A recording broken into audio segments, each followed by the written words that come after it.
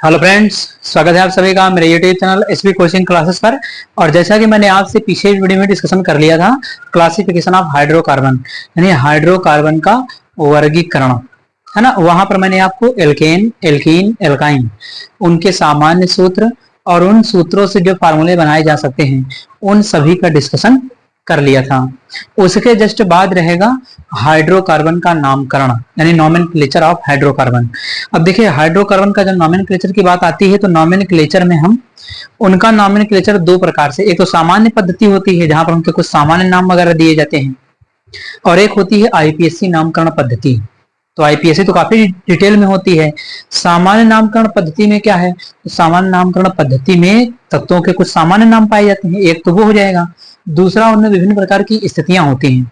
स्थितियां जैसे नॉर्मल है, आइसो है, नियो है, प्राथमिक है, द्वितीयक है, तृतीयक है। इस तरीके की पोजीशन, इस तरीके की स्थितियां आपको कंपाउंड के अंदर, यौगिकों के अंदर लिखी हुई मिल जाती हैं।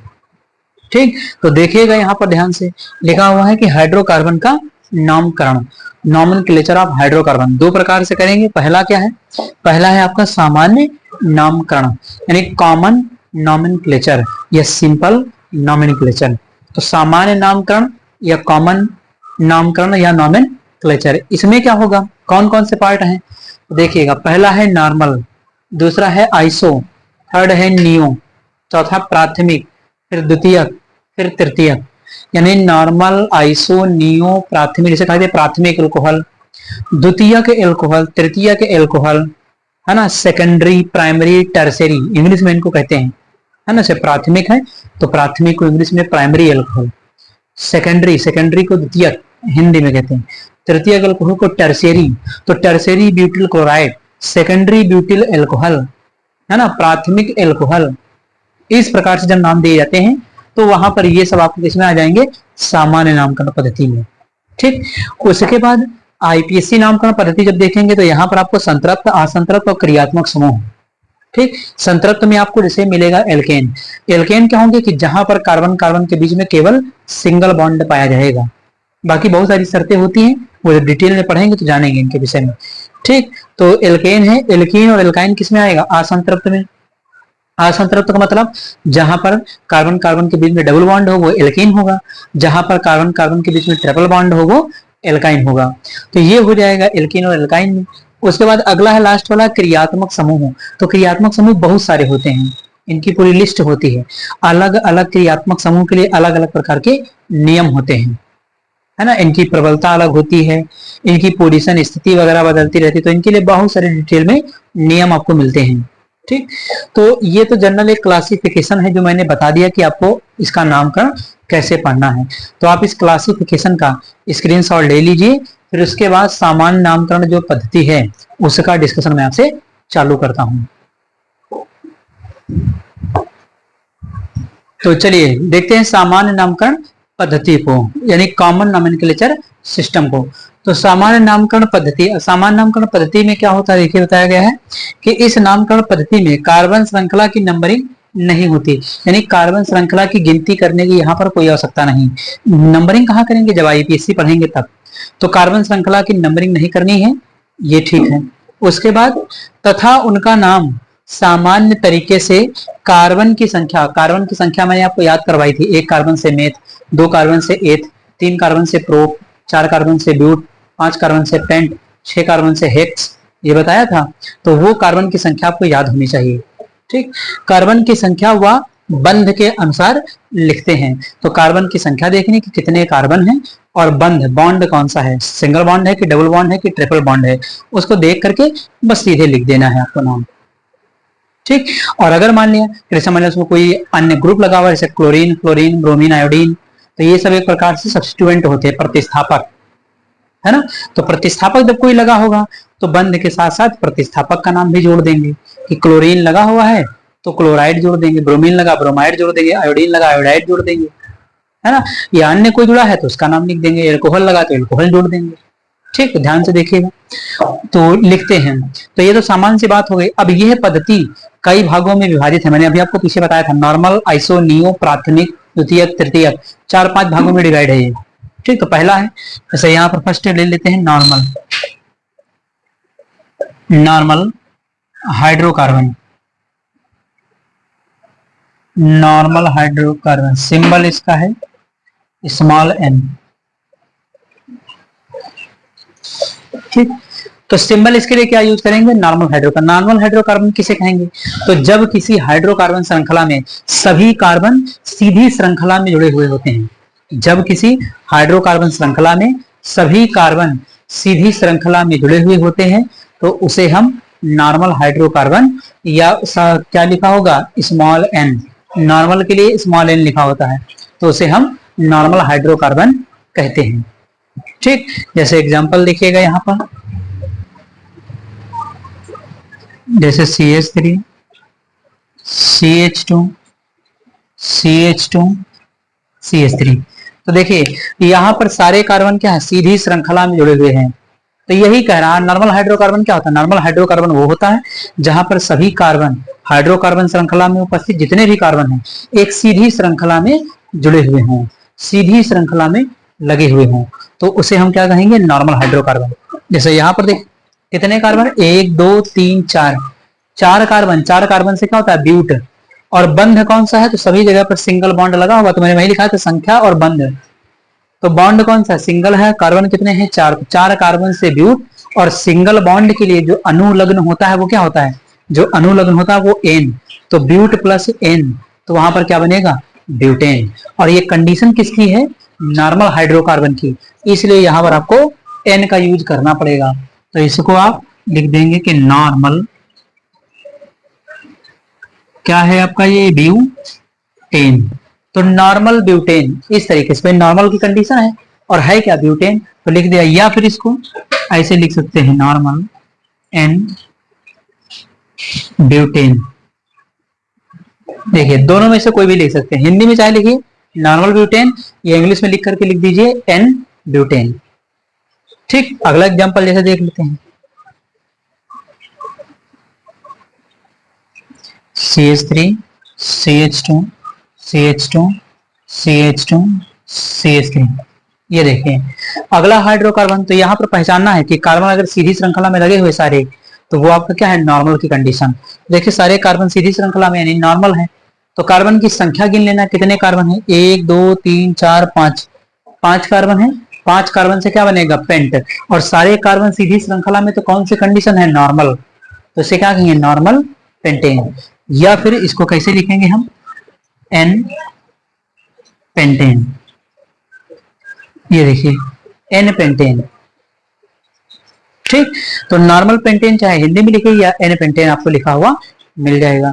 अब एक चीज और ध्यान दीजिए, तो कोई भी कार्बन, कार्बन श्रृंखला में कोई भी कार्बन जितने कार्बन से जुड़ा होता है, यानी अन्य जितने कार्बन से जुड़ा होता है, वही उसकी क्या होती है, डिग्री होती है। और डिग्री क्या है, जैसे प्राथमिक, द्वितीयक और तृतीयक मैंने बताया था। तो ये क्या है कि एक कार्बन कितने कार्बन से जुड़ा है।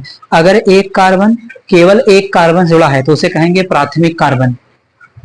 ठीक, अगर 2 कार्बन से जुड़ा हुआ है तो उसे हम कहेंगे द्वितीयक कार्बन। अगर 3 अन्य कार्बन से जुड़ा हुआ है तो उसे हम कहेंगे तृतीयक कार्बन। और अगर वो हाइड्रोकार्बन है तो हाइड्रोकार्बन शब्द जोड़ देंगे। जैसे यहाँ पर देखिएगा, ये कार्बन केवल इस कार्बन से जुड़ा है क्योंकि ये इस साइड से इधर किसी से नहीं जुड़ा, तो ये कौन सा कार्बन होगा, ये होगा 1 डिग्री कार्बन।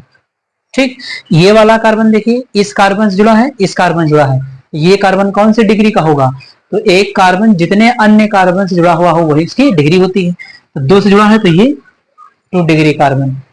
इस तरीके से तो किसी भी कार्बन श्रृंखला में एक कार्बन कितने अन्य कार्बन से जुड़ा हुआ है वही उसकी डिग्री बन जाती है। जैसे ये कार्बन था, 1 से जुड़ा था तो 1 डिग्री, ये 2 से जुड़ा है तो ये 2 डिग्री हो गया, 3 डिग्री का कोई है नहीं यहाँ पर। ठीक, तो ये हो गई प्राथमिक और द्वितीयक की बात। थोड़ा सा बता दिया आपको कि प्राथमिक क्या पहचानते हैं, कैसे द्वितीयक पहचानते हैं। अगला एग्जाम्पल जैसे ले लिया जाए यहाँ पर, जैसे देखिएगा, जैसे CH3, CH2, CH2 और ये लगा दिया Cl। देखिए सारे कार्बन सीधी श्रृंखला में लगे हुए हैं, नॉर्मल की कंडीशन है। देखिए सीधे कार्बन लगे सारे, है ना, नॉर्मल की कंडीशन है। अब उसके बाद यहां पर देखना ये पड़ेगा कि कार्बन कितने हैं। तो कार्बन 1 2 3, तो 3 कार्बन है। देखिए 3 कार्बन है तो 3 कार्बन है और अगर ये एल्केन है तो 3 कार्बन से एल्केन के हिसाब से कितने हाइड्रोजन होने चाहिए थे? तो एल्केन का फार्मूला CnH2n+2, जितने कार्बन उसके दोगुना से 2 हाइड्रोजन ज्यादा। तो कार्बन कितने हैं? 3। हाइड्रोजन कितने होने चाहिए? तो 3 दूनी 6, 2 8, है ना, 8। तो C3H8 अगर ये होता तो इसका नाम क्या होता है? इसका नाम होता प्रोपेन। जरा गिनिए नीचे वाले में, 3 2 5 2 7, गड़बड़ हो गया। 7 ही कार्बन है। तो मैंने आपको बताया था पिछले वीडियो में कि जब किसी भी हाइड्रोकार्बन से एक हाइड्रोजन निकलता है तो वो अगर एल्केन है तो एल्किल में चेंज हो जाता है। ये ध्यान रखना पड़ेगा। देखिए यहाँ पर एक क्या लगा है? क्लोरीन लगा है ना। ये क्या है आपका? तो प्रोपेन से बन जाएगा प्रोपिल। भाई 3 कार्बन है, ये देखिए C3H8 होना चाहिए था, 8 हाइड्रोजन है नहीं, एक हाइड्रोजन हट गया, एक क्लोरीन लग गया वहां पर। तो इसका फॉर्मूला C3H7Cl है। तो C3H7 क्या होता है? C3 होता है H8 आपका प्रोपेन, और प्रोपेन से एक हाइड्रोजन निकल गया तो प्रोपेन से बन गया प्रोपिल। मेथेन से मिथिल, एथेन से एथिल, प्रोपेन से प्रोपिल, ब्यूटेन से ब्यूटिल, पेंटेन से पेंटिल, ये बनता है। तो यहाँ पर प्रोपेन नहीं होगा, यहाँ पर क्या होगा? प्रोपिल। और नॉर्मल की कंडीशन है तो क्या नाम लिखेंगे? Normal propyl. और Cl को क्या कहते हैं? क्लोरीन। क्लोरीन का नाम क्या लिखेंगे? क्लोराइड। तो नॉर्मल प्रोपिल क्लोराइड। चलिए लिख देते हैं, नॉर्मल प्रोपिल क्लोराइड।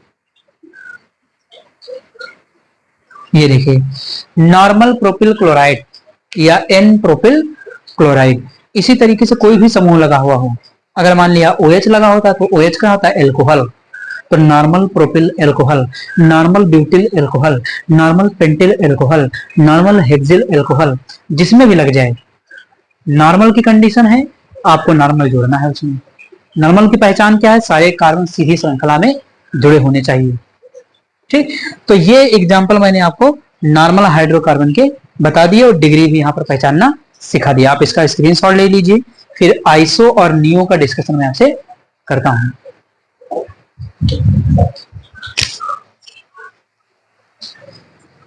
चलिए तो यहां पर देख लेते हैं, अगला आपका जो है आइसो, है ना। इसके लिए पोजीशन हम क्या यूज करते हैं? सब वर्ड है आपका आइसो। देखिए ISO, है ना, स्मॉल में या कहीं कैपिटल में देखें लिखा हुआ मिल जाएगा। तो आइसो क्या होता है? तो जब किसी भी हाइड्रोकार्बन श्रृंखला में दूसरे अंतिम कार्बन पर, ध्यान से परिभाषा सुनिएगा, तो जब किसी हाइड्रोकार्बन श्रृंखला में दूसरे अंतिम कार्बन पर 2 मेथिल समूह जुड़े होते हैं तो उसे हम आइसो हाइड्रोकार्बन कहते हैं। यानी दूसरे अंतिम कार्बन पर, लास्ट कार्बन होना चाहिए और वहां पर 2 मेथिल समूह जुड़े होने चाहिए। जैसे एग्जाम्पल यहां पर ले लेते हैं, जैसे CH3, CH, CH3, CH2, CH3। ये देखिए यहां पर अब दूसरा अंतिम कार्बन देखिए इसमें, तो 1 2 3, ये देखिए दूसरा अंतिम, इधर से लेंगे 1 2, 2 नंबर पर आएगा 1 2, ये दूसरा अंतिम कार्बन है, इस साइड से आएंगे तो ये दूसरा पड़ जाएगा। ठीक, तो 1 2 दूसरे अंतिम कार्बन पर देखिए एक ये मिथिल समूह लगा हुआ है और एक आपका ये मिथिल। देखिए दूसरा अंतिम कार्बन ये है और इस पर 2 मिथिल समूह, एक यहाँ है एक यहाँ है ना। तो दूसरे अंतिम कार्बन पर 2 मिथिल समूह लगे होंगे तो उसे हम क्या कहेंगे? Iso hydrocarbon. और वहां भी आपको कार्बन की संख्या और बंध देख करके उसका नाम लिख देना है। और अगर कोई समूह लगा होगा तो कार्बन की संख्या के साथ उस समूह का नाम लिख देंगे, तब आपको बंध का नाम लिखने की आवश्यकता नहीं है। ठीक, तो ये हो जाएगा आपका। देखिए 2 लगे हुए हैं तो इसका नाम क्या हो जाएगा? कार्बन देखिए इसमें कितने, 1 2 3 4 5, 5 कार्बन है तो इसमें क्या हो जाएगा? इसे कहेंगे आइसो पेंटेन। इसका नाम क्या हो जाएगा? आइसो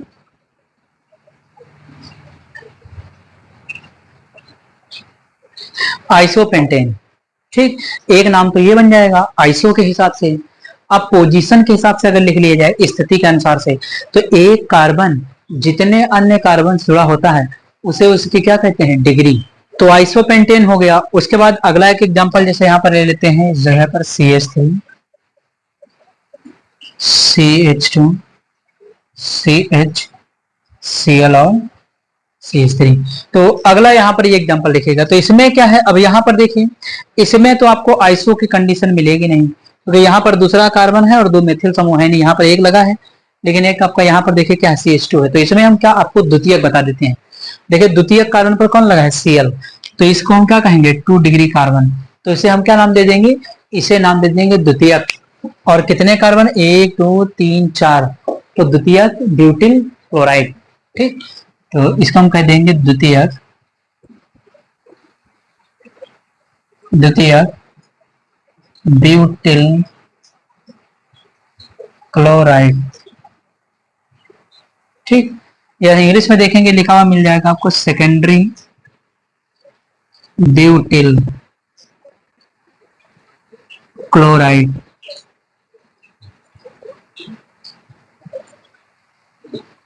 तो ये आपका हो जाता है आइसोहाइड्रोकार्बन। आप इसका स्क्रीनशॉट ले लीजिए, फिर लास्ट वाला जो नियो है उसका डिस्कशन मैं आपसे कर लेता हूं। चलिए तो देख लेते लास्ट आपका नियो हाइड्रोकार्बन। तो नियो को क्या है, नियो को आप चतुर्थ हाइड्रोकार्बन, यानी इसमें जो कार्बन होता है वो 4 डिग्री का हो जाता है। तो यहां पर क्या होगा, तो जब किसी हाइड्रोकार्बन श्रृंखला में दूसरे अंतिम कार्बन पर 3 मेथिल समूह लगे हुए होते हैं, तो 3 मेथिल समूह लग जाएंगे तो वो आपका बन जाएगा नियो हाइड्रोकार्बन। अब उस मिथिल समूह में क्या हो सकता है कि मिथिल समूह को हटा करके वहां पर कोई क्लोरीन लग जाए, एल्कोहल लग जाए, इस तरीके के भी समूह पाए जा सकते हैं, लेकिन नाम उसका क्या होगा, फिर नियो हो जाएगा। तो वर्ड इसके लिए क्या यूज होगा, वर्ड यूज होगा इसके लिए नियो। ठीक, ध्यान से देखिएगा, जैसे एग्जांपल ले लेते हैं, CH3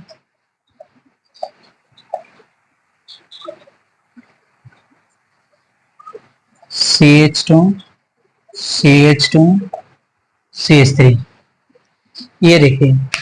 तो इस तरीके से जैसे ये बन जाएगा आपका, तो दूसरा अंतिम कार्बन देखिए, ये दूसरा कार्बन है 1 2 1 2 1 2, इधर से पीछे से आएंगे तो 2 नंबर पर पड़ेगा, और 2 नंबर पर कार्बन पर 1 2 3 3 मेथिल समूह लगे, तो इसे क्या कहेंगे, आइसो।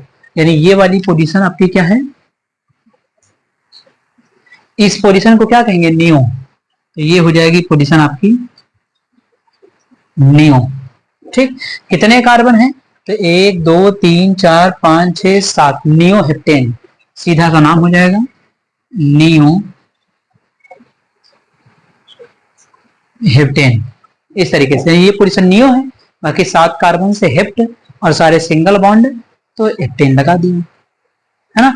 अब इसमें क्या है कि यहां से कोई ग्रुप हटा करके कोई अन्य समूह लगा दिए जाए, है ना, तो neo pintail chloride, neo butyl alcohol, कुछ भी बनाया जा सकता है। जैसे देखिएगा, एक एग्जांपल बता देते हैं, जैसे CH3 CH3 CH3 CH2 OH CH3, ये देखिए। तो ये पोजीशन क्या है, ये पोजीशन इसकी है नियो पोजीशन। तो ये नियो हो गया, यहाँ पर देखिए OH लगा है, तो नियो और कार्बन कितने हैं, 1 2 3 4 5 6 7, नियो हेप्टिल एल्कोहल। तो यहां पर क्या कहेंगे, नियो हेप्टिल एल्कोहल। ठीक, तो नियो हेप्टिल एल्कोहल इस प्रकार से नाम लिख दिया जाएगा। अब कार्बन की डिग्री ढूंढना हो तो कार्बन की डिग्री आप यहाँ पर ढूंढ सकते हैं सभी। जैसे यहाँ पर अगर प्राथमिक द्वितीयक तृतीयक बताना हो तो ये कार्बन केवल एक कार्बन से जुड़ा है, तो ये कौन सा कार्बन होगा, प्राथमिक कार्बन या 1 डिग्री कार्बन। ये कार्बन 1 1 2 2 कार्बन जुड़ा है, तो ये 2 डिग्री कार्बन। ये कार्बन 1 और 1 2 2 से, तो 2 डिग्री। ये वाला कार्बन देखिए तो 1 2 3 4 जुड़ा है, तो ये कौन सा हो जाएगा, 4 डिग्री कार्बन। ठीक, इस तरीके से पहचान सकते किसी में एक कार्बन कितने अन्य कार्बन जुड़ा है, वही उसकी डिग्री बताती है। तो ये हो गया आज आपका हाइड्रोकार्बन का सामान्य नामकरण पद्धति, जहां पर मैंने नॉर्मल आइसो नियो आपको बता दिया, प्राथमिक द्वितीयक तृतीयक कैसे होता है वो भी यहाँ पर आप जान गए हैं। तो उम्मीद करता हूं कि आज जो मैंने आपको पढ़ाया है वो समझ में आया हुआ होगा, और अगर चैनल पर नए हैं तो चैनल को सब्सक्राइब करें, वीडियो को लाइक करें और शेयर करते रहिए। चलिए फिर मिलते हैं अपने नेक्स्ट लेक्चर में। Thanks for watching this video.